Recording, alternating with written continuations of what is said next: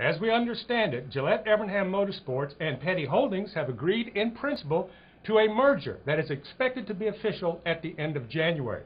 If completed as outlined, this will be a momentous event in NASCAR's history because it will officially mark the end of Petty Enterprises, which has been in existence for 60 years, as long as there's been a NASCAR. Guys, we have to talk about this, what it means, and what impact it will have on NASCAR and the fans if completed as expected.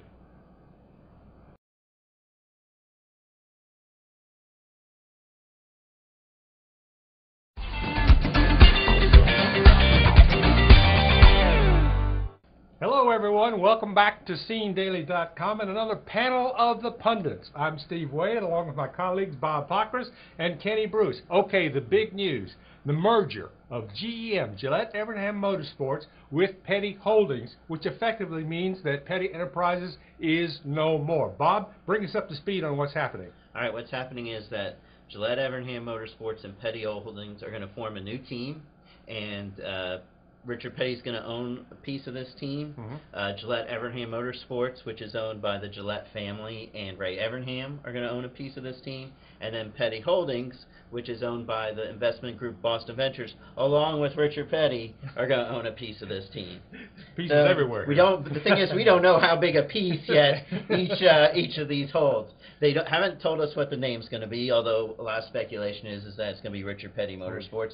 And it looks like Casey Kane's going to be the driver of the 9, like always. Okay. Sounds like Elliott Sadler's going to end up in the number 19 after all this back and forth. And then you're going to have the 43 car run full-time, and then the 10 will probably be a part-time. We know they have Reed Sorensen under contract, not exactly sure where he fits in. You would guess the 43, but nothing confirmed on that yet. So effectively, however, we no longer have a Petty Enterprises, and what does that mean to the sport, Kenny?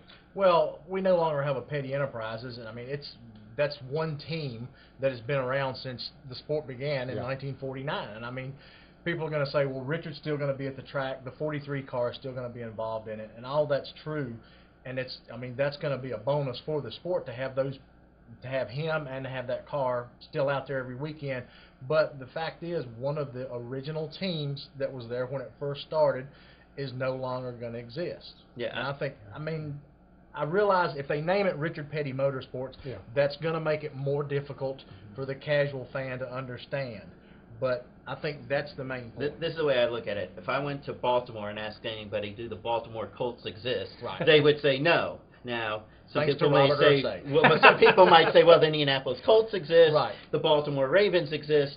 In some way or form, the Baltimore Colts still exist. But if you're a fan of the Baltimore Colts, they don't exist Back anymore. to Kenny's point about the team being around since 1949, this is sort of an end of an era, because when NASCAR first started, the bulk of the teams were just that, family-owned teams that ran in the sport and really were the foundation of the sport.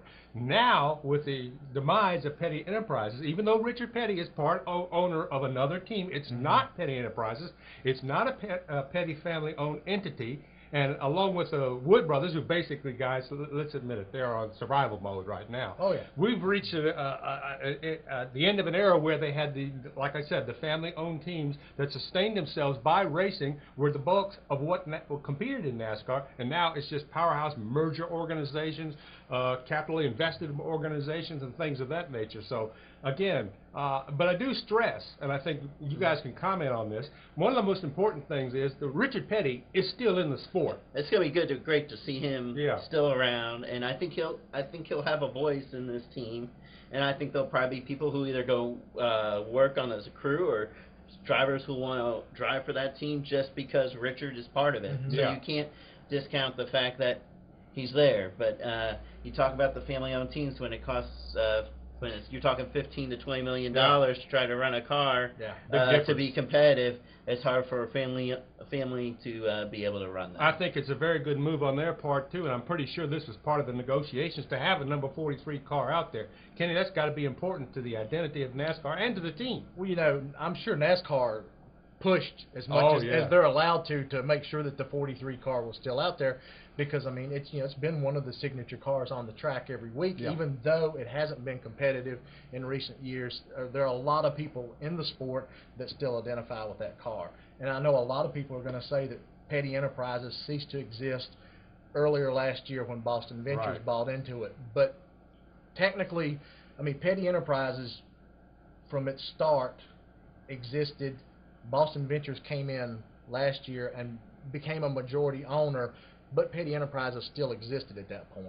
Now you have a situation where, okay, it doesn't. I mean, it's not like it's going to be Petty Enterprises. Right. Okay, well, it's something new for 2009. It's something we're all going to pay close attention to. Important thing to remember, though, Richard Petty is still a big part of NASCAR, and the number 43 car is still a big part of NASCAR. For Bob and for Kenny, I'm Steve Wade. Thanks for joining us here at SceneDaily.com.